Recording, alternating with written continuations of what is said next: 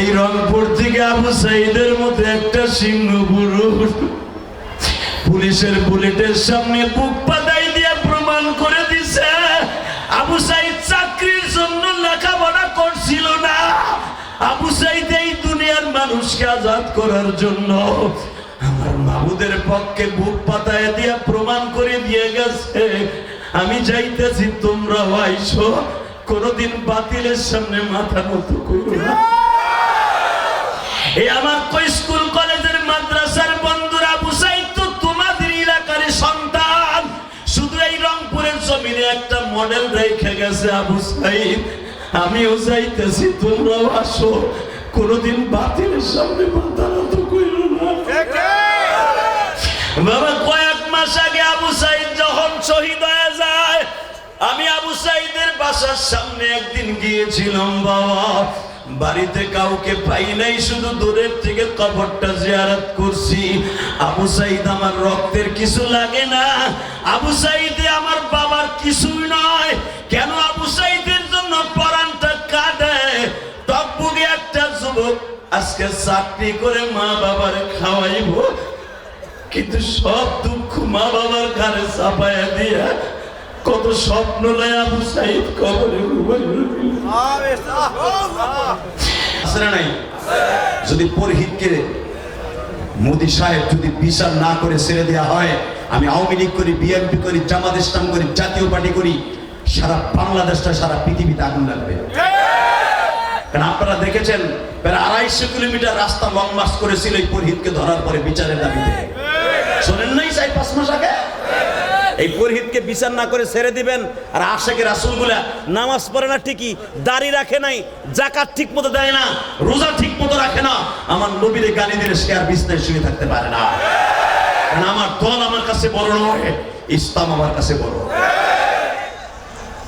কারণ তোমাদের আওয়ামী লীগের বঙ্গবন্ধুরে গালি দিলে, মুজিবুর রহমানরে গালি দিলে কলিজায় লেগে যায়, জিয়াউর রহমানরে গালি দিলে কলিজায় লেগে যায়, মওদুদের গালি দিলে কলিজায় লেগে যায়, সরমানের পিসাবরে গালি দিলে মুরিদগুলো মাথার পাগড়ি মাথায় বাঁধে।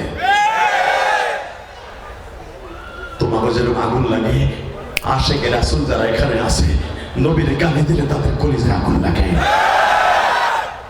তারা দুনিয়ার কোনো বাধা তাদেরকে ধরে রাখতে পারে না। করুক সে বিএনপি, করুক সে আওয়ামী লীগ, করুক সে জামাত ইসলাম, করুক সে জাতীয় পার্টি, নবীকে একদিকে রাখে, রাজনীতি আর একদিকে রাখে।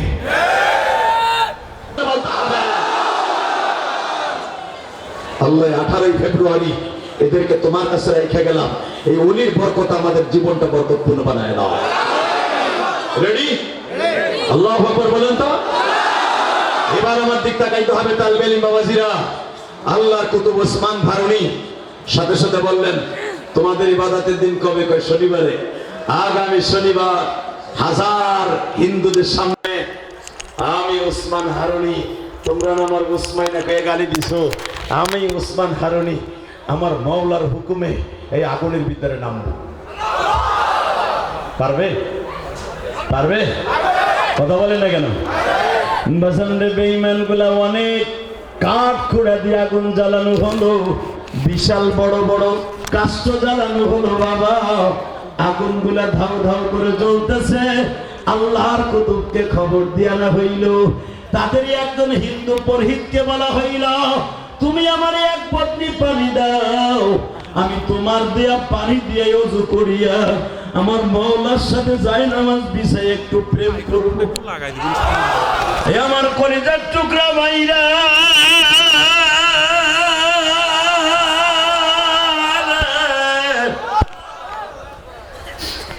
ওসমান হারুনী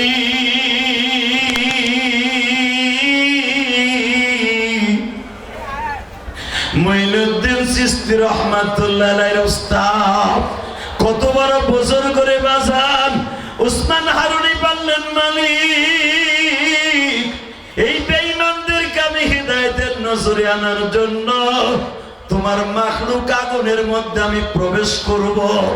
মালিক, আমি তোমার দিনকে বিজয় ঘটাবার জন্য, আমার ক্রেডিট বাড়াবার জন্য নয়, আমি দুনিয়ার মানুষের সামনে প্রকাশ হওয়ার জন্য আমি আগুনের মধ্যে ঝাঁপ দিব না।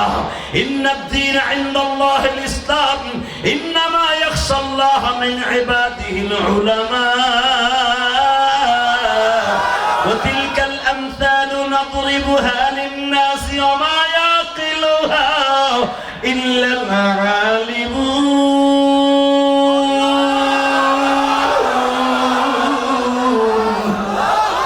আল্লাহ আলেমদেরকে যদি তুমি এত ভালোবাসো,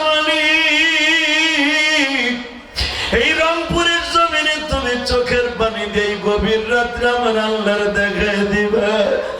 আল্লাহ, আমরা সেই ওলিদের উত্তরসূরি, যে ওলির মাজারের সাথে আজকে ওয়াজ শুনতে আসছি। আল্লাহ, তোমার ওলিরা তো সত্যিকারের জান্নাতের মেহমান হয়ে গেছে, আমাদেরকে এই জমিনে রাইখা গেছে। আল্লাহ, এমন একটা জামানায় আসি,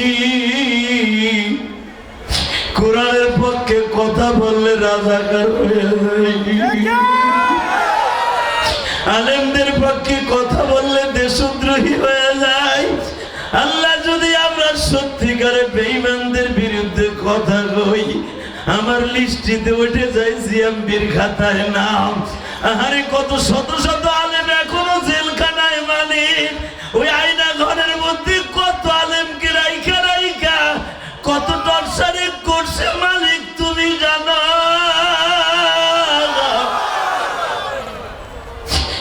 এই রংপুর থেকে আবু সাইদের মতো একটা সিংহ পুরুষ পুলিশের বুলেটের সামনে বুক পাতাই দিয়ে প্রমাণ করে দিছে আবু সাইদ চাকরির জন্য লেখাপড়া করছিল না, আবু সাইদ এই দুনিয়ার মানুষকে আজাদ করার জন্য আমার মাবুদের পক্ষে বুক পাতায় দিয়া প্রমাণ করে দিয়ে গেছে। আমি চাইতেছি তোমরা আইসো, কোনদিন বাতিলের সামনে মাথা নত করো না। এই আমার স্কুল কলেজের মাদ্রাসার বন্ধুরা, আবু সাইদ তো তোমাদের এলাকার সন্তান, শুধু এই রংপুরের জমিনে একটা মডেল রেখে গেছে আবু সাইদ। আমিও চাইতেছি তোমরাও আসো, কোনদিন বাতিলের সামনে মাথা নত করো না। বাবা, কয়েক মাস আগে আবু সাইদ যখন শহীদ হয়ে যায়, আমি আবু সাইদের বাসার সামনে একদিন গিয়েছিলাম। বাবা, বাড়িতে কাউকে পাই নাই, শুধু দূরের থেকে কবরটা জিয়ারত করছি। আবু সাইদ আমার রক্তের কিছু লাগে না, আবু সাইদে আমার বাবার কিছুই নয়। কেন আবু সাইদের জন্য পরানটা কাটে? টকবুকে একটা যুবক আজকে চাকরি করে মা বাবার খাওয়াইব, কিন্তু সব দুঃখ মা বাবার ঘরে চাপায়া দিয়া কত স্বপ্ন লয় আবু সাইদ কবরে হে আমার কলিজার টুকরা তারাগঞ্জ রংপুরের বাইরা নীলফামারীর বাইরা, আজকে 18 ফেব্রুয়ারি আমার মাওলারে দেখায়া দিবা হাজার হাজার মানুষ এই বসিরউদ্দিন শাহ রহমাতুল্লাহ আলাইহির মাজারের মাদ্রাসার পাশে বসিয়া যদি কখনো জীবন দিতে হয় কোরআনের জন্য, আলেমদের জন্য দিতে রাজি আছি না নাই?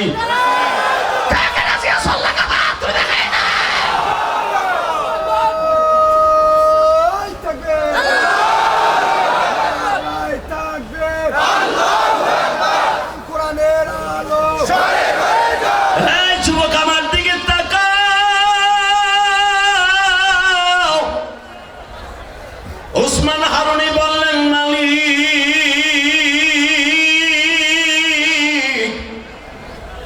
আমার জাতির পিতা ইব্রাহিম নমরুদের আগুনের মধ্যে যদি তাকে ফেলে দেওয়ার পরে 40 দিন পরে সে যদি জান্নাতের মেহমান হয়ে বের হতে পারে, আমি তো তার সন্তান, তুমিও আমার জান্নাতের মেহমান হিসাবে আগুনের মধ্যে মেহমান বানাবো।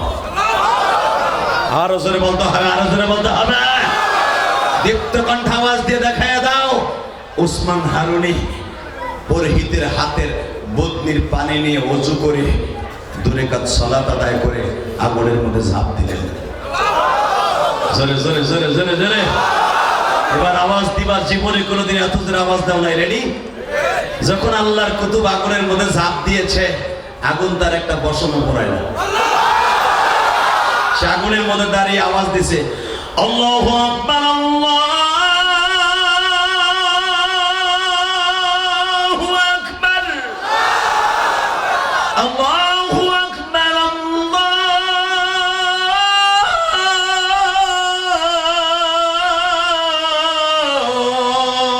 আকবার।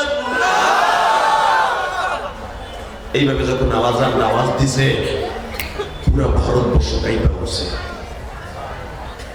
জোরে জোরে জোরে জোরে জোরে। আল্লাহর কুতুব 1 ঘন্টা পরে আগুন থেকে বের হয়ে বলে, এবার বল মাখলুককে কিছু করতে পারে কিনা। 1-2 হাজার না, 12,000 হিন্দু এক জায়গায় দাঁড়ায় কালেমা পড়ে মুসলমান।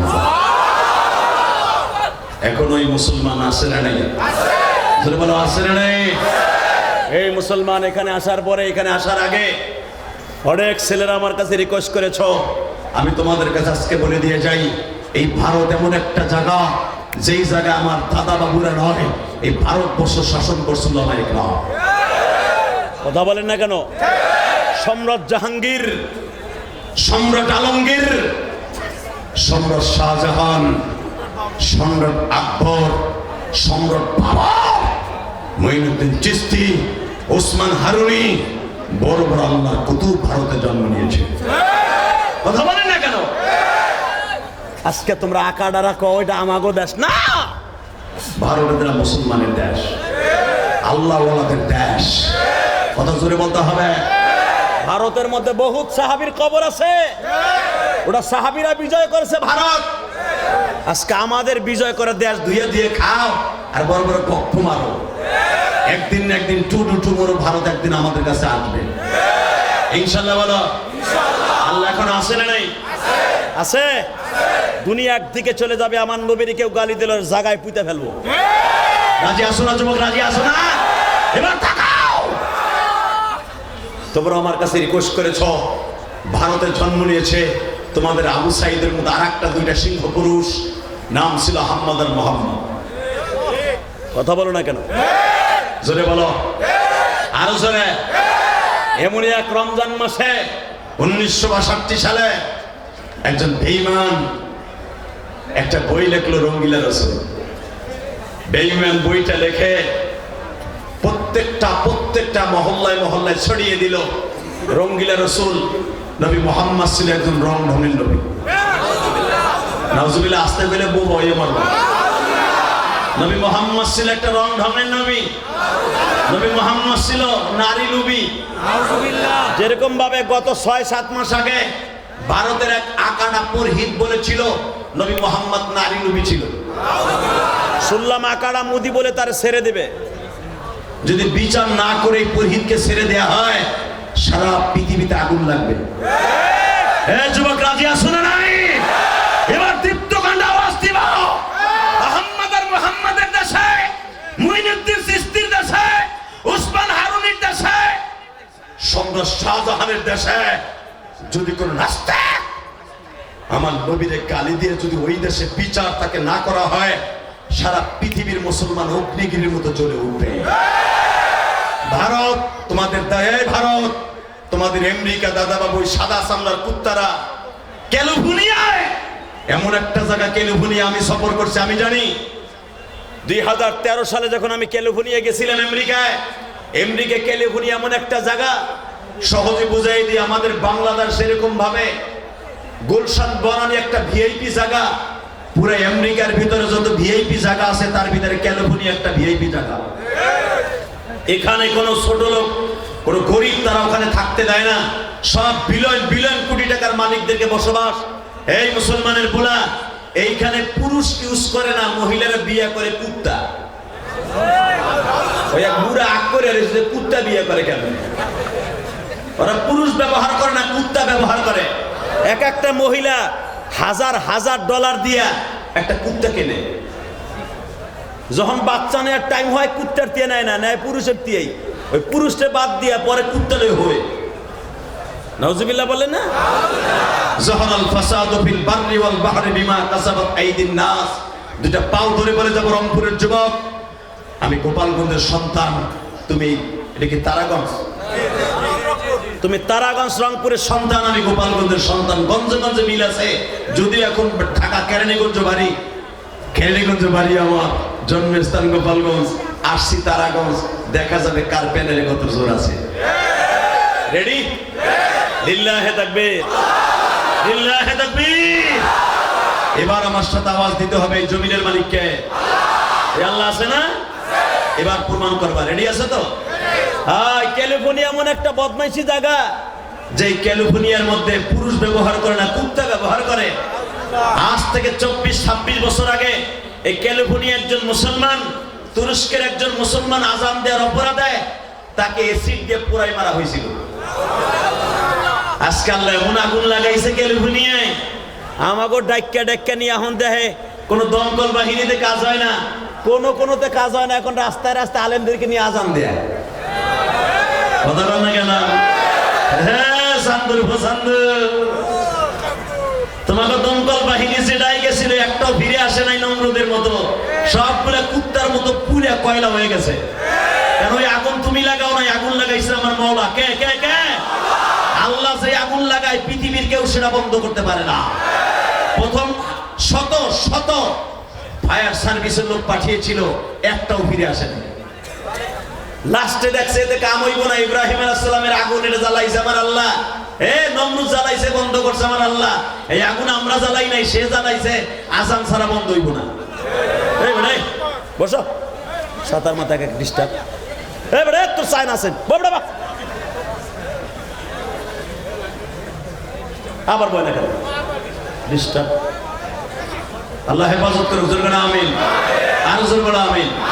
কষ্ট হইতেছে? টাকা ওই দিকে যুবক।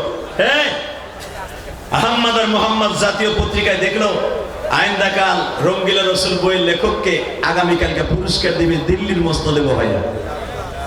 নাউজুবিল্লাহ জোরে বললেন। আহমদ আর মোহাম্মদ পেপারে দেখা দুটো এতিম বাচ্চা, আরে দুটো বাচ্চা পেপারটারে বগলের মধ্যে নিয়ে, দুই ভাই চাকরি করতো দোকানে। দোকানের মালিককে বলে আমাকে 200 রুপি দেন তো। কেন? আমরা একটু বাড়িতে যাব, আজকে মাসের 17 তারিখ। বাইতে যাবি কে? 17ই মে। বলতেছে বাইতে যাবো, কাজ আছে। 200 টাকা দোকানের মালিকের কাছ থেকে নিয়ে মার কাছে যে জিজ্ঞেস করে, মা মা আমার নাম আহম্মদ রাখছিলি কেন? 17-18 বছরের যুবক আহম্মদ বলে, আমার নাম আহম্মদ কেন রাখছিলি? মা বলে, হঠাৎ করে এই প্রশ্ন কেন? মোহাম্মদ বলে, মা তাহলে আমার নাম মোহাম্মদ রাখছিলে কেন? মা তুমি কত? মা বলে, তাহলে শুনবা ও আমার মা বোনেরা, মহিলা প্যান্ডেলে মহিলা আছে না নাই?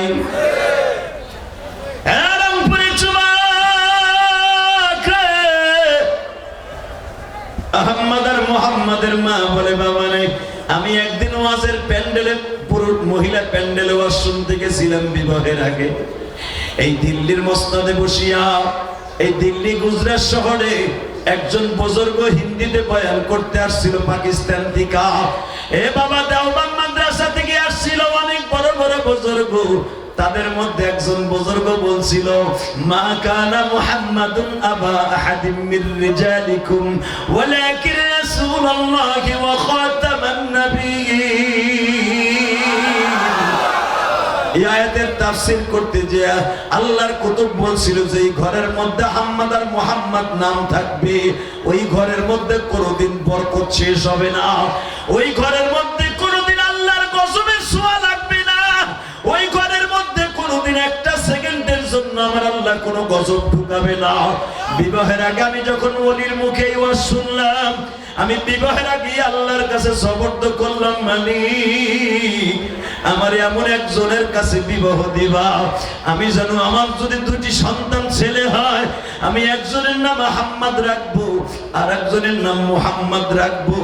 বাজান তোমার আব্বার নাম ছিল মুসলিউদ্দিন, মুসলিউদ্দিনের সাথে তোমার বাবার আমার বিবাহ হয়। তোমার বাবা ছিল রাজমিস্ত্রি, তোমার বাবার সাথে আমার কমিটমেন্ট হইল বাসর ঘরে।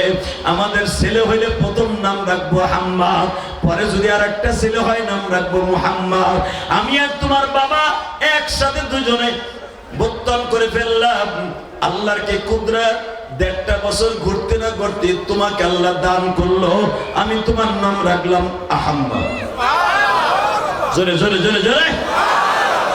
আর 1.5 বছর ঘুরতে না ঘুরতে আহমদ রে তোমার ছোট ভাই মুহাম্মদ জন্ম নিল। তারপরে মা, তারপরে শুনবা তোমরা 2 ভাই বরকত শুরু হয়ে গেল। বলো কি হয়েছে? ও মা, আমার নবীর নাম আহম্মদ, আমার নবীর নাম মুহাম্মদ, এই জন্য আমাকে দুই ভাইয়ের নাম আহম্মদ মোহাম্মদ থাকছে মা। যদি নবীর পর কথা আমাকে দুই ভাইয়ের নাম রেখে থাকোস না, আমার নবী কি রঙিনের রাসূল ছিল? আহম্মদের মা এত বড় আশিকের রাসূল ছিল, সুমাইয়ার মতো, সুমাইয়া রাদিয়াল্লাহু আনহার মতো। যখনই বলছে আমার নাম কি আহম্মদ মুহাম্মদ, আমার নবী কি রঙিনের রাসূল ছিল? বলতো দেরি আছে, আহম্মদের মা দুই ছেলের এমন জোরে থাপ্পড় মারছে, আমার যেই নবীর চরিত্রের গ্যারান্টি দিয়েছে আমার আল্লাহ। আমি একটা কোরআনের আয়াত পড়বো, তুমি আওয়াজ দিয়ে আল্লাহকে যদি আল্লাহ বলে ডাক দেবে। রেডি? ওয়া ইন্নাকা লাআলা খুলুকিন আযীম।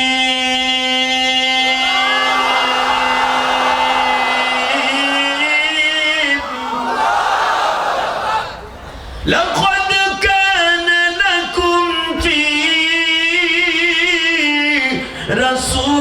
রাসূলিল্লাহি উসওয়াতুন হাসানাহ ওয়া মা কানা লিমুমিনিন ওয়ালা মুমিনাতিন ইযা কাযাল্লাহু ওয়া রাসূলুহু আমরান আন ইয়াকুনা লাহুমুল খিয়ারাতু মিন আমরিহিম ওয়া মান ইয়াসিল্লাহা ওয়া রাসূলাহু ফাকাদ দাল্লা দালালান মুবিনা।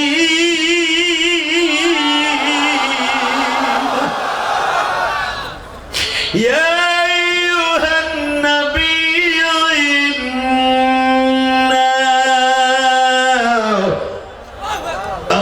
আরসালনাকা শাহিদাও ওয়া মুবাশশিরাও ওয়া নাযীরা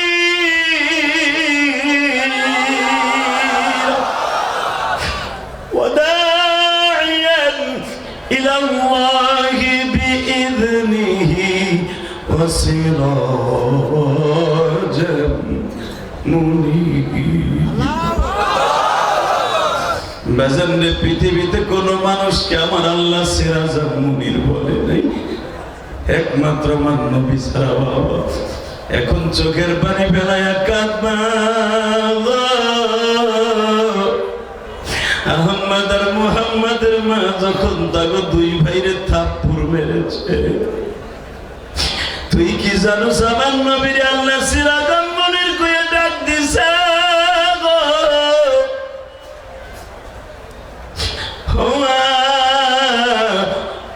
আমার নবীর বিরুদ্ধে একজন মুসলমানের সন্তান একটা বই লেখছে, আহম্মদ বলে মা নাম দিছে রঙ্গিলা রসুল। আহম্মদ আর মুহাম্মাদের মা বলে এরপরে কি হয়েছে বল? পেপারে আসছে মা আগামীকালকে দিল্লির মসনদে বসায়া জাতীয় কবি হিসাবে তাকে পুরস্কৃত করা হবে। মা আমরা দুই ভাইয়ের পক্ষ থেকে কি ঘোষণা দিতে পারি? আশিক রাসূল হিসাবে মা আমরা তো আলেম নই গো মা, কিন্তু আমাকে দুই ভাইয়ের নাম আহম্মদ আর মুহাম্মদ রাখছিলাম। আমরা দুই ভাই কি অ্যাকশনে যাইতে পারি? মা বললেন আহম্মদ রে, আমার নবীর ভারতবর্ষে দিল্লিতে গুজরাটে নবীর ইন্ডিকেট করে গালি দিয়ে কথা বলবে, আর তোরা দুই ভাই বেঁচে থাকবে। আমি মা চাই না, আমি মা চাই ওই বেঈমানরে খতম করতে যাই তোরা শহীদ হয়ে যাবি, আমি শহীদের মা হিসাবে গণ্য হব।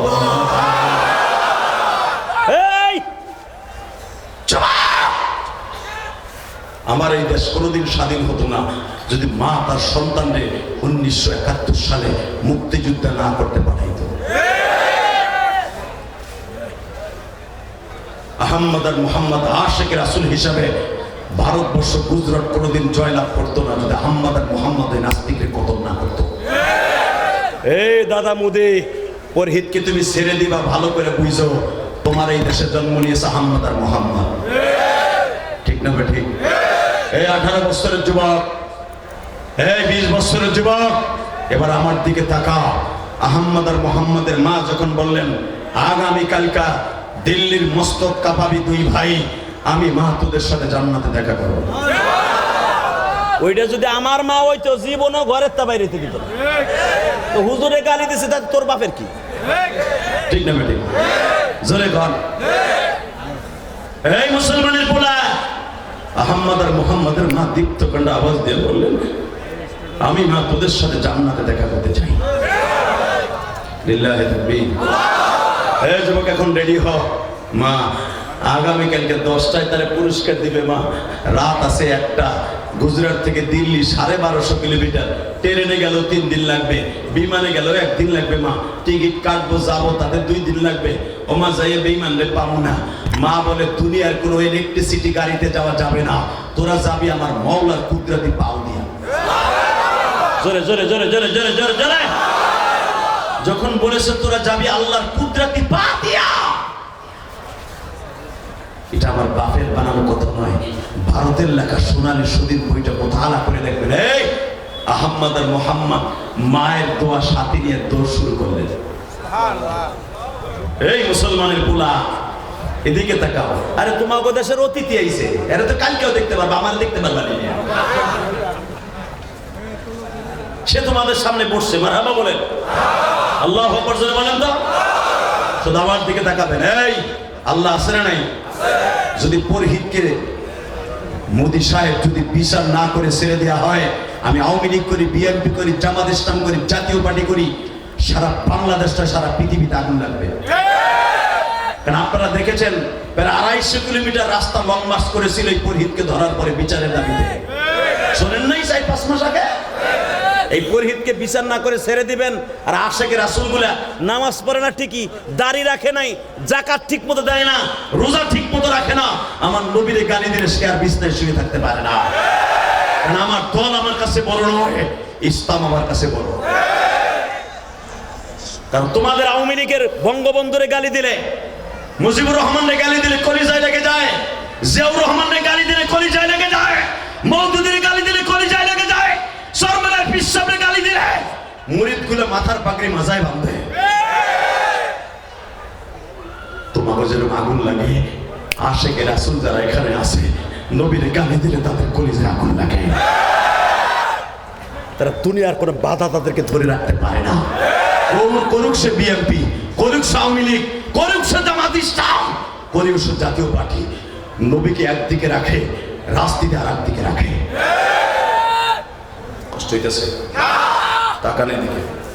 সর্বময় ক্ষমতার মালিককে। দুনিয়া আজকে আপনার আমি আছি, কালকে আমি নাই, আপনিও নাই, কথা ঠিক না বেঠে? 81তম মাহফিলে কত ওয়াজ কমিটি আজকে কবরে ঘুমাই দিছে, কত প্রধানমন্ত্রী আজকে কবরে শুয়ে আছে, কত সভাপতি আজকে মাটির সাথে হাড্ডিগুলো মিশে গেছে। 81 বছরে যদি প্রতিদিন 6 জন করেও বক্তা থাকে, 8 জন করে বক্তা থাকে, হিসাব করে দেখেন 81 বছরে কত শো বক্তা এখানে আসছে। কষ্ট হইতেছে? Ready ready? আশিকের রাসূল হিসেবে নামটা তুলবেন আজকে? লিল্লাহি তাকবীর, লিল্লাহি তাকবীর। আরেকটা ফটো আমি দিয়ে যাই, আশিকের রাসূলের বডি কোনোদিনও জাহান্নামের জন্য হালাল না। এটা জানেন আপনি? আশিকের রাসূলের বডি কোনোদিনও মাটির জন্য হালাল না। আশিকের রাসূলের বডি তোমাদের এই যে রংপুর কুড়িগ্রাম আছে না, উলিপুরে জানো না, একজন মুরিদ, সাধারণ একজন মুরিদের লাশ 30 বছর না কত বছর অক্ষত অবস্থায় পেয়েছে। কুড়িগ্রাম শহরে মিয়া, এটা তোমাদের এলাকারই সব। তোমাকে মফিজে কবে থাপড়ে গাল ভাড়াইলা পাবে। আমি সারা বাংলাদেশে অ্যাডভার্টাইজ দিই, রংপুরের মফিজ নাই, রংপুরের আছে আবু সাইদের মধ্যে একটা বীর যোদ্ধা। কষ্ট হইতেছে? আর 5 মিনিট কথা বলো। রাখো সান্দুরা, তোমাকে চার্জ নাই, আমি বুঝে লাইছি। চার্জ আছে? লিল্লাহি তাকবীর, লিল্লাহি তাকবীর। Ready ready? আশিকের রাসূল আহমদ আর মুহাম্মদ জন্ম নিয়েছিল চাচা মুদি। তোমার দেশেরই সোনালী সুদিন লেখা বই, আমার দেশের না, তোমার দেশের। তুমি মোতালা করে দেখো, আশিকের রাসূল দুইটা মায়ের দোয়া নিয়ে দৌড় শুরু করেছিল 1962 সালে। সেই 17 মে দৌড়াতে দৌড়াতে তদরিন্তকালে গুজরাট শহরের মুখ্যমন্ত্রী ছিল বাবুল আল মাহন। উনিও যাইতেছিল গুজরাট শহর থেকে, ইনভাইটেশন লেটার পাওয়ার পরে দিল্লি। ওই অনুষ্ঠানে রঙ্গিলা রসুল বই লেখককে পুরস্কৃত করা হবে ওই অনুষ্ঠানে অ্যাটেন্ড করার জন্য। ইন দি মিন টাইমে উনি যাচ্ছে পাজারো গাড়ি দিয়া, আর ওরা দুই ভাই যাচ্ছে আদম গাড়ি দিয়া। আদম গাড়ি চিনেন না? আদম গাড়ির চাকা দুইটা কোরআনে কি কয় শুনেন, ইন তানসুরুল্লাহ ওয়া ইয়ানসুরুকুম ওয়া ইউসাব্বিত আকদামাকুম। এ মুমিন, যারা আমার নবীর আর আমারে সাহায্য করবে, ইন তানসুরুল্লাহ ওয়া ইয়ানসুরুকুম, যারা আমি আল্লাহরে সাহায্য করবে, আমার নবীরে সাহায্য করবি, তোদের এই পাও দুইটাকে আমি শক্তিশালী করে দেব। এটা কি আমার কথা না আল্লাহর কথা? ডাইরেক্ট কোরআনের কথা বেটা। এই আদম গাড়ি এমন জোরে ছুটছে, এখন বুঝবে কেমনে যে আদম গাড়ি কত জোরে চলে? আল্লাহ মুমাসসাল্লাহু হিসাবে, প্রমাণ হিসাবে বাবুল আলমোহনের গাড়ি সকাল 8টায় ছাড়ছে গুজরাট শহর, সেই পরানপুর থানা থেকে, রহমতপুর গেরাইলা শহর থেকে, রহমতপুর শহর থেকে ছাড়ছে দিল্লি যাবে। উনি যাবে তো উনি সকালে গাড়ি ছেড়ে আসরের আগ পর্যন্ত যতটুকু জায়গা গেছে 500 কিলোমিটার রাস্তা আহম্মদ আর মোহাম্মদ দৌড়ে গেছে 1 ঘন্টায়। বুঝছি আপনার কোনো চার্জ নাই, ওই আল্লাহ এখন আসে না নাই? চাচা মোদি আপনি বললেন না আপনার দেশের ইতিহাস এটা, ঠিক না? ঠিক, জোরে করুন, আরো জোরে, আরো জোরে। Ready ready. বাবুল আলমোহনের ড্রাইভার হরিপদ, দেখবেন ইতিহাসে সোনালী সুদিন বইটা আপনি নিজে পড়ে দেখবেন। হ্যাঁ, ভারতের লেখা আহম্মদ আর মোহাম্মদ, এই মুসলমানের বলা। যখন সোনালী সুদিন বইয়ের মধ্যে আসছে বাবুল আলমোহনের ড্রাইভার হরিপদ, ওরূপে ডাক নাম পলাশ। পলাশ লুকিং গ্লাসে তাকায় দেখে আমার গাড়ির স্পিড 120 আর ওদের দৌড়ের স্পিড বেড়ে 500। পাখির মতো উড়ে যাবে, আমার গাড়ি ওভারটেক করে। স্যার, মরুভূমি এলাকায় আমি গাড়ি চালাইতেছি, আমি দেখতেছি আমার গাড়ি, আপনি কইতেছেন আস্তে চালা আস্তে চালা, 160 পর্যন্ত উঠেছে। স্যার, দুইটা দেবতার হাত থেকে বাঁচার লেগা। দেবতা কি কয়, লুকিং গ্লাসে তাকান, পাখির মতো উড়ে যাবে বাতাসের মতো। সাথে সাথে গাড়ি ব্রেক কর, গাড়ি ব্রেক করে গ্লাসটা নামাইয়ে, সাইড গ্লাস নামাই বলে, তোরা কি মানুষ না কোনো দেবতা? আমার দিকে তাকান। আহম্মদ আর মোহাম্মদ চিন্তা করলো, দেখবেন যারা আল্লাহ ওলি তারা কোনোদিন শিরক করতে দেয় না। কথা বলেন না কেন? এই যে আপনার যে ওলি ঘুমিয়েছে মাওলানা বশিরউদ্দিন শাহ, আল্লাহর কুতুব, ওনার মাজারের সামনে কিয়ামত পর্যন্ত কোনোদিন শিরক হবে না। কে করতে গেল আলেম উলামা করতে দিবে না। কথা বলে না কেন? যখন বলছে তোরা কি মানুষরা দেবতা, বলতে দেরি আছে, আহম্মদ আর মোহাম্মদের গাড়ি ব্রেক, লাভ দিয়ে দাঁড়ায় বলে, আয়া মুসলমান, তোমরা মুসলমান, পাগড়ি দেখেই তো বুঝতে পারতেছি তোমার নাম কি? আহম্মদ। তোমার নাম কি? মোহাম্মদ। কোথায় যাবো? দিল্লি যাবো। দিল্লি যাবা? দৌড়ে? হ্যাঁ। কয় মাস আগে তো শুরু করছো? আগে কো বাড়ি কই? বাড়ি গুজরাট। হ্যাঁ, গুজরাট।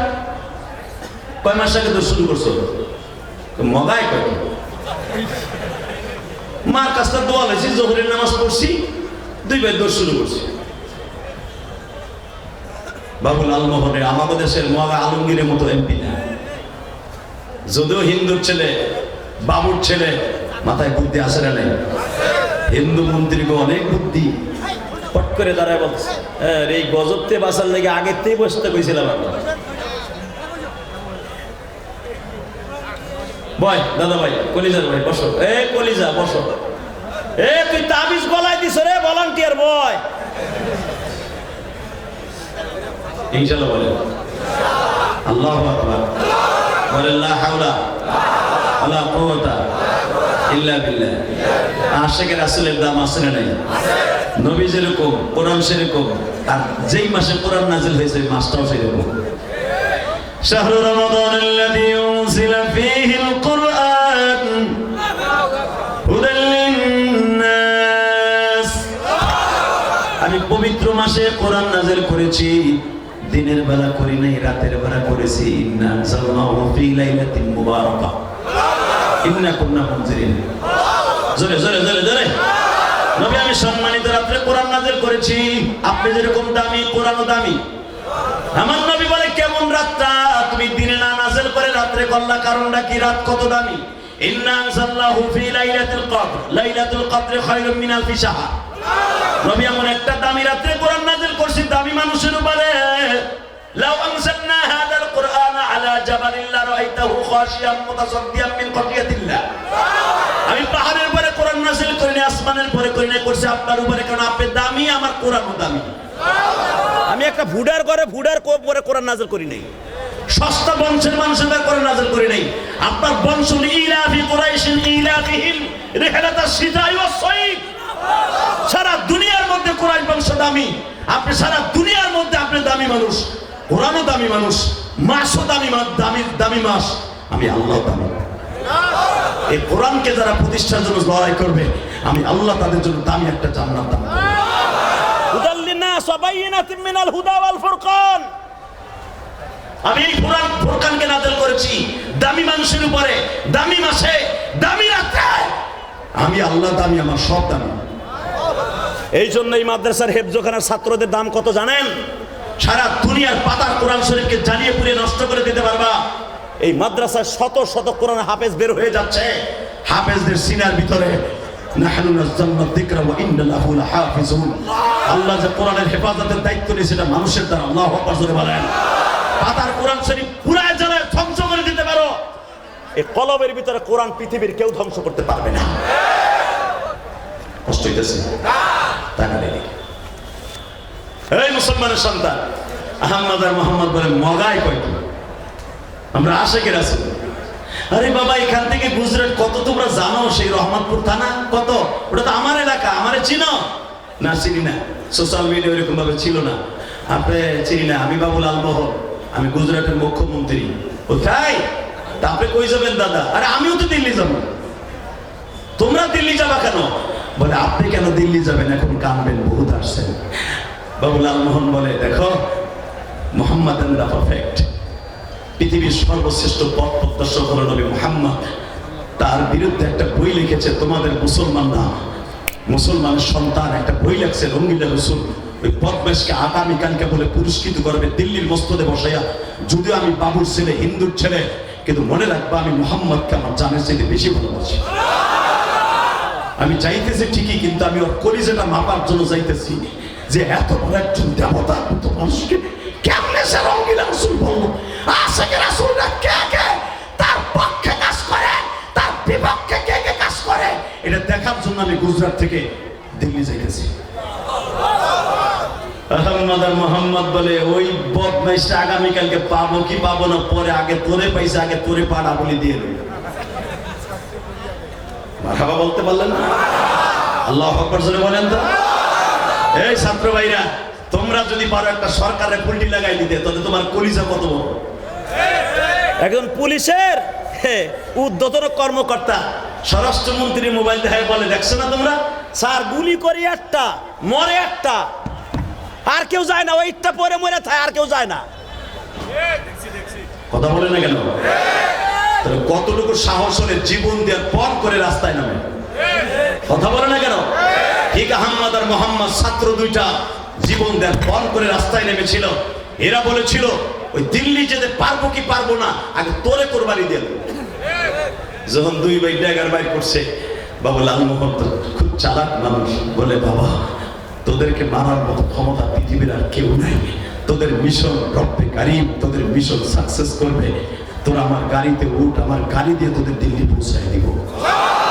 কারণ তোরা তো জানোস না ওই বদমাইশটা আগামীকালকে কোথায় পুরস্কৃত করা হবে। আমি জানি, কারণ ইনভাইটেশন লেটার আমি পেয়েছি, আমি জানি দাওয়াতনামা আমার কাছে। তোরা জানোস না করে কোন জায়গায় পুরস্কৃত করবে সরকার। এই আমি জানি, আমার গাড়িতে উঠ, আমি নিয়ে যাব, তোদের মনের আশা তোরা পুরা করবি।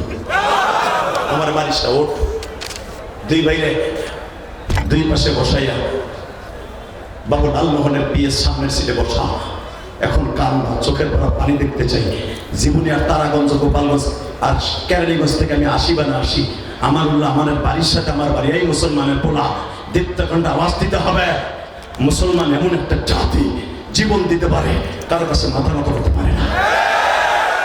আর মুসলমানের বাবা মিল্লাত আবিকুম ইব্রাহিম ওয়া সাম্মাকুমুল মুসলিমিন, যিনি আমাদের মুসলমান নাম রেখেছে, আমার জাতির পিতা ইব্রাহিম কোনদিন সারা দুনিয়ার বাদশা, সারা দুনিয়ার খোদাই দাবি বিএনপি করেছিল, তার সামনে 400 বছরের ভিতরে বেঈমানের সামনে কেউ মাথা উঁচু করে কথা বলতে পারে নাই, একমাত্র আমার আব্বাজান কথা বলেছিল।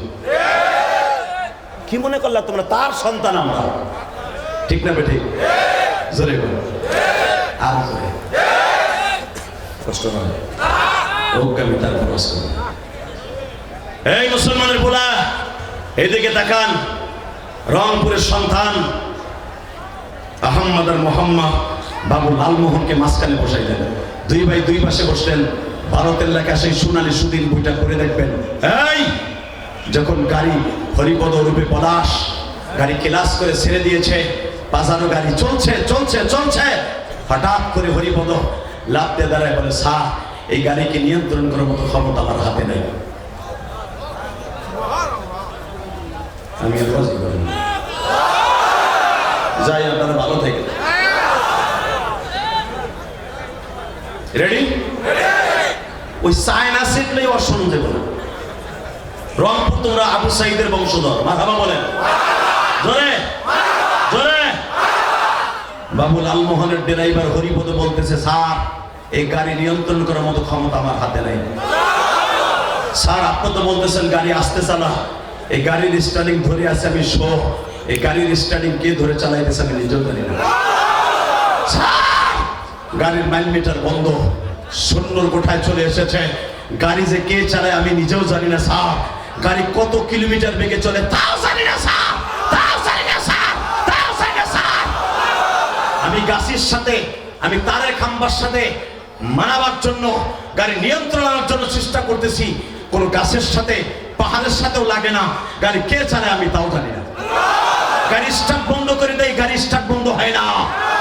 পিছনের থেকে আহমদ আর মোহাম্মদ বলিং তানসুরুল্লাহ ওয়া ইয়ানসুরুকুম ওয়া ইউসাব্বিত আকদামাকুম। তোমার চোখ দিয়ে দেখেছো তোমার গাড়ির স্পিড ছিল 150 আর আমাগো দুই ভাইয়ের গাড়ির স্পিড ছিল 500 এর উপরে। তুমি কেন বুঝো না? সেই ড্রাইভার দুটো তোমার গাড়িতে, তোমার গাড়ি আল্লাহ চালাবে না কেমনে বুঝলা? লিল্লাহি তাকবীর। আহমদ আর মোহাম্মদ দুই ভাই গাড়ির পিছনে বসা। বাবু লালমোহন কাঁদে, হরিপদ কাঁদে, কাঁদে আর বলে, স্যার এই গাড়িতে আপনার সাথে কত এমপি মন্ত্রী পিছে বসে গাড়ি ড্রাইভিং করলাম, আজও বলতে এরকম দুইটা এমপি মন্ত্রী পাইলাম না যে তারা গাড়িতে বসলে গাড়ি চালায় ভগবান, গাড়ি চালায় ভগবান, গাড়ি চালায় ভগবান। তার ভাষায় সে বলতেছে গাড়ি ভগবান চালায়, এটা আজও পর্যন্ত আমি দেখে নেই স্যার। তাহলে বোঝা গেল এরা দুইজন সিংহ পুরুষ, এরা আসে কেনা সাল। আহমদ আর মোহাম্মদের ইমানি জোশ দেখে বাবু লালমোহন বলতেছে, বাবা গাড়ি কতটুকু সময়ের মধ্যে পৌঁছাবে জানি না, গাড়ি যাওয়ার কথা আগামীকালকে সকাল 8টায়, সেই গাড়ি পৌঁছে গেল রাত 8টায়। বাজারে বাবু লালমোহন সারাটা রাস্তা কাঁদলেন আর বলতেন, আহমদ রে তোদের ধর্মের মধ্যে আছে ওয়াইস্তাস্তাগীথুনা রাব্বাকুম ফাস্তাজাবা লাকুম আন্নী মুবিদ্দুকুম বিআলফিন মিনাল মালাইকাতি মুরদিফিন। বাবু লালমোহন কোরআনের আয়াত পড়তে পারে না কিন্তু অর্থটা জানে। তোর নবী মুহাম্মদ বদরের প্রান্তরে যখন গিয়েছিল, আল্লাহ বলেছিল ইন তানসুরুল্লাহ ওয়া ইয়ানসুরুকুম ওয়া ইউসাব্বিত আকদামাকুম ওয়া ইস্তাস্তাগীথুনা রাব্বাকুম ফাস্তাজাবা লাকুম আন্নী মুবিদ্দুকুম বিআলফিন মিনাল মালাইকাতি মুরদিফিন। ও নবী আপনার সাহাবীরা শুধু মাঠে শো থাকবে, আমি 1000 ফেরেশতা দিয়ে যুদ্ধ করাবো। কোরআনে আছে না নাই? না বানায় কইতাছি? যুদ্ধ করবে আমার জিবরাইল 1000 ফেরেশতা না বিআলফিন মিনাল মালাইকাতি মুরদিফিন। 1000 ফেরেশতা যুদ্ধ করবে, আপনার সাহাবীরা খালি ডাল ধরে কারাই থাকবে। লিল্লাহি তাকবীর। বাবু লালমোহন সারাটা রাস্তা কান্দে আর বলে, এতদিন শুনেছিলাম তোদের ধর্মে আছে, তোদের ধর্মে আছে আল্লাহ সাহায্য করে, আমাদের ধর্মে জানতাম ভগবান সাহায্য করে, কিন্তু আজকে সচক্ষে দেখলাম তোদেরকে আল্লাহ কি দিয়ে বানিয়েছে। বাবা আগামীকালকে তোদেরকে আমি সাহায্য করব। অনুষ্ঠান শুরু হওয়ার কথা সকাল 10টায়, অনুষ্ঠান শুরু হলো 11:15টায়। ভারতের লেখা সোনালী সুদিন বইটা দেখে দেখবেন 1962 সালে 17ই মে আহমদ আর মোহাম্মদ দীপ্ত কণ্ঠে গাড়ির ভিতরে বসে আছে, ফুলের মালা আগেই কিনে বসে আছে।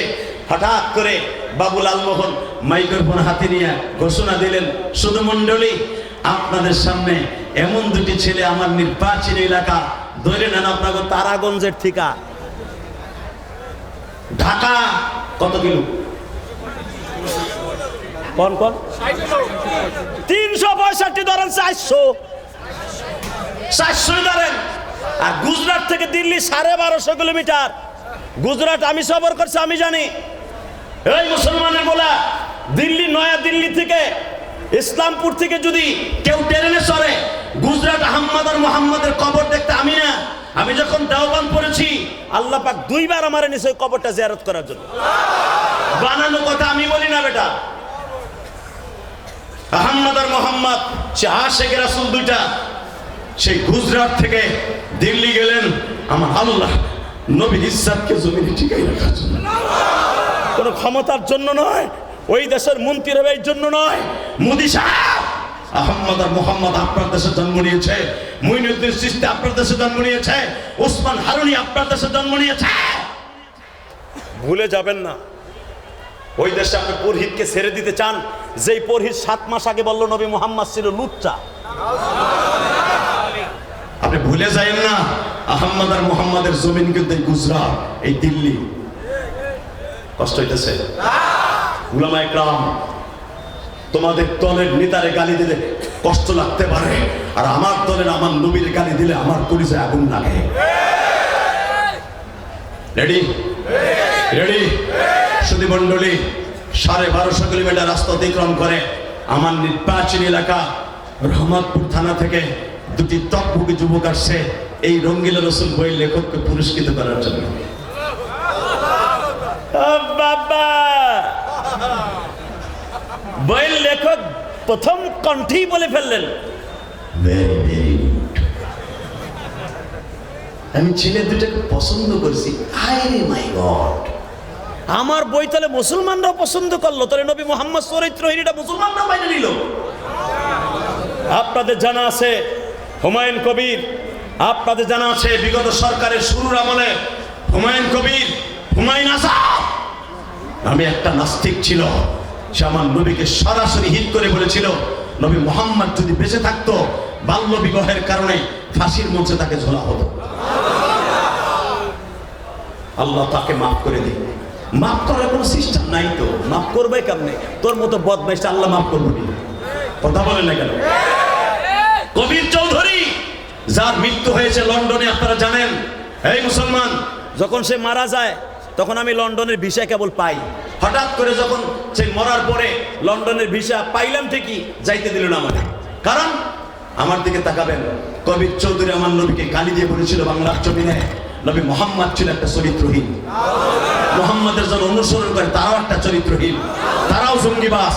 মরেতে গেছে ঠিকই মদ খাইয়া, মনে রাখতে হবে যারা এই নবীকে ইন্ডিকেট করে কথা বলবে এই জমিনে তাদের অস্তিত্ব একদিন থাকবে না। এই মানুষগুলোর অস্তিত্ব থাকবে, তারা মরার পরে 2টা লোকে দোয়া করবে, আলেম ওলামা দোয়া করবে। এই মানুষগুলো মরার পরে দেখা যাবে, মরার পরে 10টা লোক যদি বলে লোকটা ভালো ছিল, রব্বে কারিম তাকে মাফ করে দিবে। আর মরার পর যদি একটা খয়রাতি রিক্সা চালকও যদি বলে এটা বদমাইশ মরছে, কুত্তা মরছে, মরার পরে যদি আলহামদুলিল্লাহ বলে, তোমার নামাজ আর হজ যাকাত গোল্লায় যাইতে 1 সেকেন্ডও টাইম লাগবে না।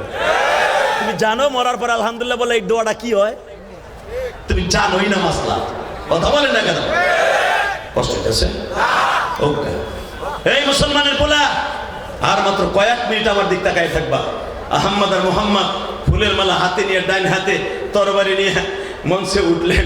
ওঠার পরে মুসলমান লেখক রঙ্গিলা রসুল বই লেখকের চেহারার দিকে তাকায় অপলক রাখতে তাকিয়েছে।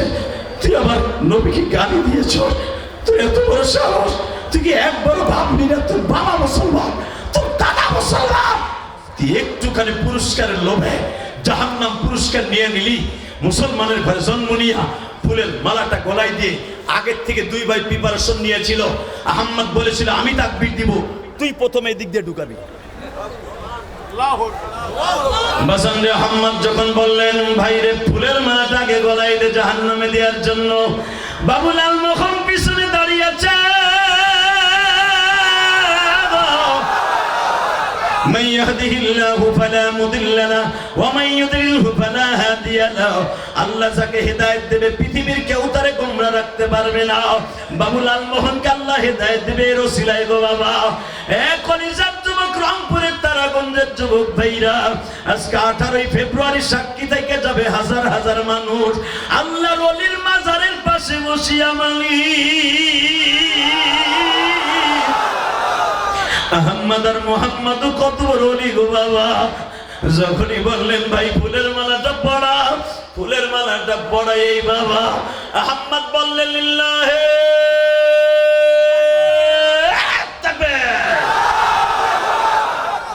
তোমাদের মতো আশিকে রাসূলুল্লাহ লাফ দিয়ে দাঁড়ায় গেল দুই ভাই কুকুরের মতো বাচ্চাটারে মারলো মাইরে কলিজাটা ফেরে যখন বুকের উপরে বসে আওয়াজ দিল পিছনের থেকে বাবুলাল মোহন ওই সময়ের একটা রিভলভার টান দিয়ে বের করে বলে একজন লড়াচড়া করবেন না আহমদ আর মোহাম্মদ বেঈমান রে খতম করছে আমিও মঞ্চে দাঁড়াইয়া মুসলমান হয়ে গেলাম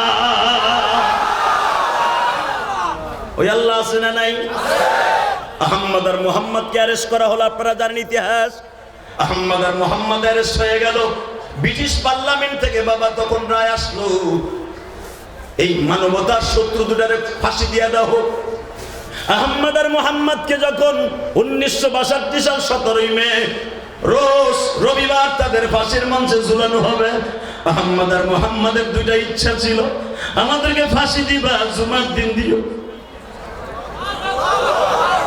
2 নম্বরে ফাঁসির মঞ্চে ওঠার আগে আমার জনম দুঃখীর মায়ের 2 লোক